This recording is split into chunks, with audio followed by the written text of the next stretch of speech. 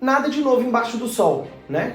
Nada de novo embaixo do sol, resultado esperado, uma vitória do Flamengo diante do Santos, dentro do Maracanã, jogando diante da sua torcida, mas fica o gosto amargo pelo primeiro tempo que o Santos fez, e é sobre isso, óbvio, que nós vamos falar no vídeo de hoje, mas antes de mais nada, claro, eu peço para que você se inscreva no canal, deixe seu like, ative o sininho, dá aquela hypada, ajuda o Camisa 3 a continuar crescendo para que a gente possa continuar levando o Santos adiante. Hoje, rapaziada, tamo junto, conto com a ajuda de vocês. O Santos foi enfrentar o Flamengo no Maracanã e já de início, até mesmo antes do jogo, um dia antes do jogo, em que se pese que a escalação do Santos ela foi dada, principalmente, óbvio, pelo Lucas Mussetti, que faz um trabalho incrível cobrindo o Santos, o torcedor santista ele tomou um susto quando ele viu o time que iria a campo contra o Flamengo, com o Zé Ivaldo na lateral direita, com o Lautaro Dias e o Tassiano no comando de ataque.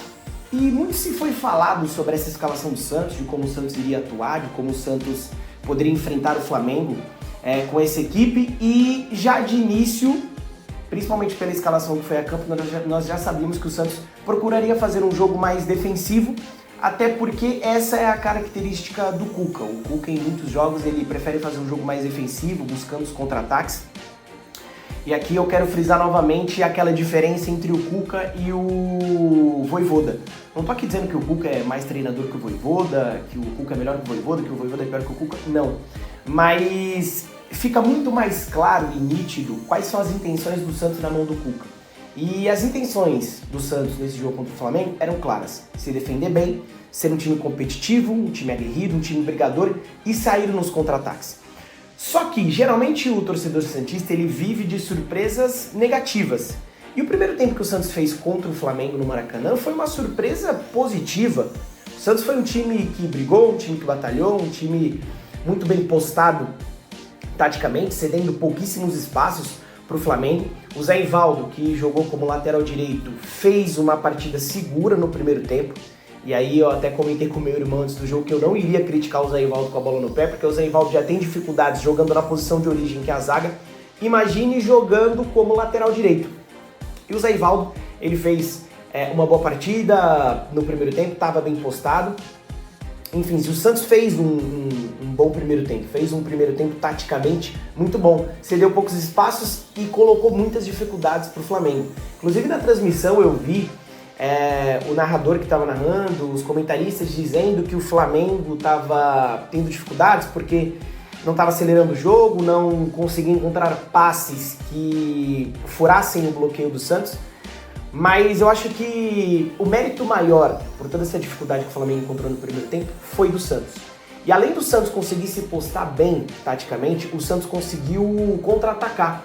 O Santos não teve medo de ficar com a bola, o Santos não teve medo de ficar com a posse. Obviamente que em vários momentos o Santos apostou no chutão, apostou na bola longa, ou pro Tassiano dar aquela casquinha, ou pro Lautaro Dias conseguir sustentar para os jogadores saírem de trás e, enfim, se conseguirem armar algum ataque do Santos.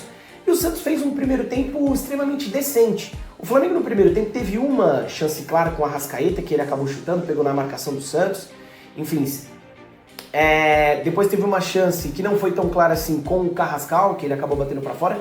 Mas a principal chance do primeiro tempo foi do Santos. Uma bola da direita para o meio, o Gabriel Bom Tempo cruza para o Barreal, que estava entrando, saindo do lado esquerdo e entrando dentro da área. E o Varela fez o corte providencial. Então, o primeiro tempo do Santos ele foi bom, foi muito bom. Dentro daquilo que o Santos queria fazer e poderia fazer, com vários desfalques, sem o Neymar, o Gabigol começou no banco, o Moisés começou no banco também. Enfim, estão dentro daquilo que o Santos poderia fazer com a equipe que foi a campo, o Santos fez um bom primeiro tempo. Só que aqui fica um questionamento meu, principalmente para você, torcedor santista, enfim, que gosta de futebol, que gosta do Santos. Até que ponto vale ser tão conservador?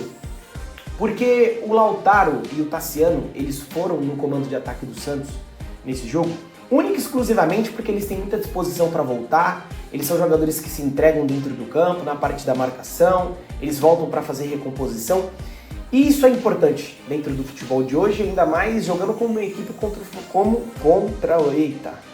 uma equipe como o Flamengo jogando dentro do Maracanã, é muito difícil, empurrado pelo seu torcedor, o Flamengo tem muito mais time que o Santos, enfim.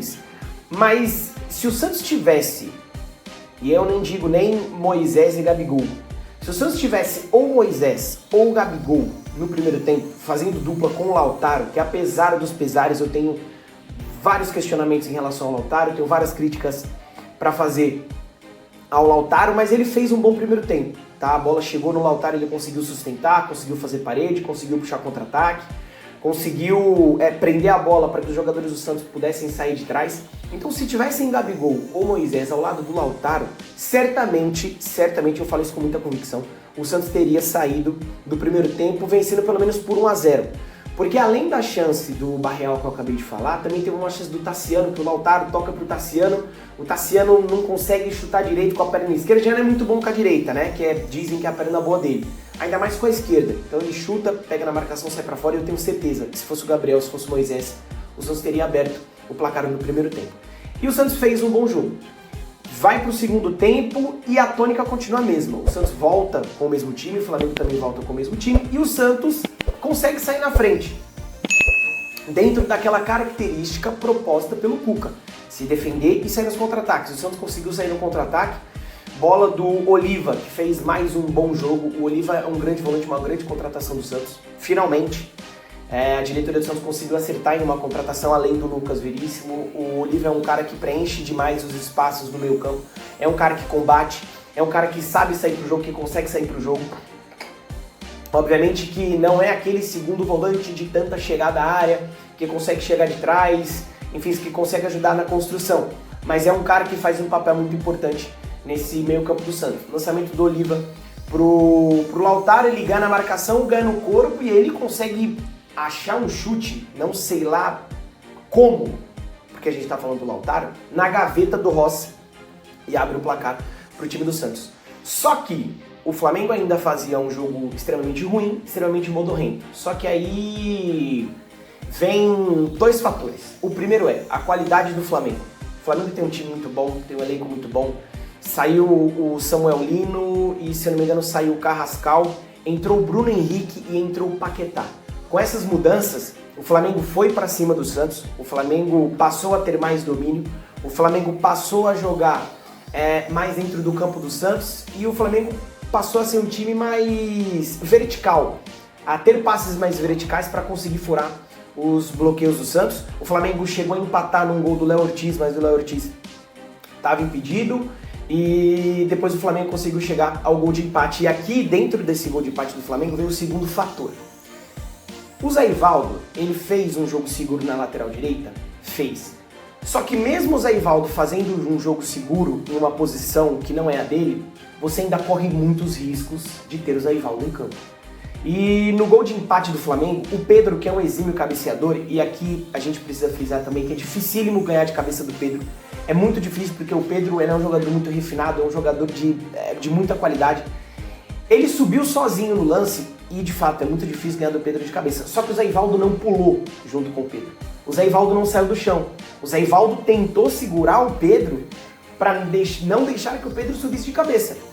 E jamais que o Zé Ivaldo vai conseguir segurar o Pedro para deixar que o Pedro não subisse de cabeça. O Flamengo faz o gol de empate e logo depois, assim, coisa de 3, 4, acho que uns 5 minutos, né, Ti? 5 minutos. 5 minutos, enfim, acho que se foi 5 minutos, foi muito. O Flamengo tem um pênalti ao seu favor, bem marcado. Vi muitos torcedores do Santos nas redes sociais dizendo que não foi pênalti, que não deveria ser marcado, mas foi pênalti. O Barreal, que vinha fazendo um grande jogo, tanto taticamente como com a bola, ele puxa o Arrascaeta, ele volta para fazer a cobertura e puxa o Arrascaeta num lance totalmente desnecessário. Dificilmente o Arrascaeta iria chegar naquela bola cruzada para ele, porque era uma bola alta e rápida, e o Arrascaeta não é esse exímio cabeceador. O Barreal puxa o Arrascaeta, pênalti marcado, o Jorginho bate, o Flamengo faz 2-1.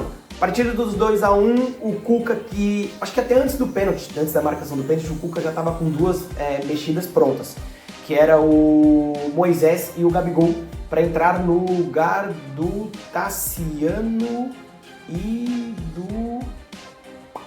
Agora esqueci o lugar de que o Gabigol entrou, enfim. Mas aí, para não falar besteira, para não falar besteira... Fazer uma coisa mais corrida aqui, para não falar besteira, deixa eu só ver quem saiu para a entrada. do Navigations. Vamos lá, sem a internet ajudar. Agora foi. E vamos ver. Sei que, óbvio que o senhor Moisés entrou. Entrou o Gabriel também. Preciso saber o lugar de quem que eles entraram. Aqui, ó. O Moisés entrou no lugar do Tassiano. O Gabriel, ele entrou no lugar do Zé Ivaldo. Aí o Gustavinho sai do meio e passa para fazer a lateral direita. E entra também o Ilharão, que faz a do Gustavinho no meio ao lado do Christian Oliva. Essas duas substituições, elas já estavam prontas para serem feitas antes mesmo do Flamengo virar a partida. Depois que o Flamengo faz 2-1, o Cuca ele faz algumas mudanças e aí vem de novo aquela questão que eu levantei. Até que ponto vale ser tão pragmático? Até que ponto vale você pensar tanto na parte defensiva e deixar de privilegiar a parte ofensiva? Porque a partir do momento que entrou o Moisés, que entrou o Gabriel, depois entrou o Rolheiser também, o Santos passa a ficar mais com a bola e o Santos não é que passou a ser perigoso, mas teve alguns momentos. O Santos no meio campo, em determinados momentos, principalmente depois da entrada do Rolheiser, consegue dominar a marcação do Flamengo, consegue ter algumas tabelas, consegue ter algumas chegadas. Na principal delas, o Rolheiser, ele tabela com o Gabigol, tabela com o mesmo jogador do Santos, jogando muito fácil, jogando muito solto. Ele liga o Gustavinho na direita, o Gustavinho cruza. E o Rolheiser, ele ia chegar espancando o gol. O Rolheiser ia chegar colocando o Rossi pra dentro com bola e tudo. Mas o Lautaro mais uma vez não tô tripudiando o Lautaro aqui, mas o Lautaro acabou atrapalhando o Rolheiser, e se o Rolheiser não chegasse, o Gabriel certamente chegaria para fazer o gol de empate do Santos. Depois disso, o Santos até ficou com a bola, o Flamengo preferiu privilegiar os contra-ataques, até porque essa é uma característica dos times do Leonardo Jardim. Geralmente quando os times dele estão ganhando, ele desce as linhas, desce os blocos e aí passa a jogar nos contra-ataques. O Flamengo preferiu jogar nos contra-ataques.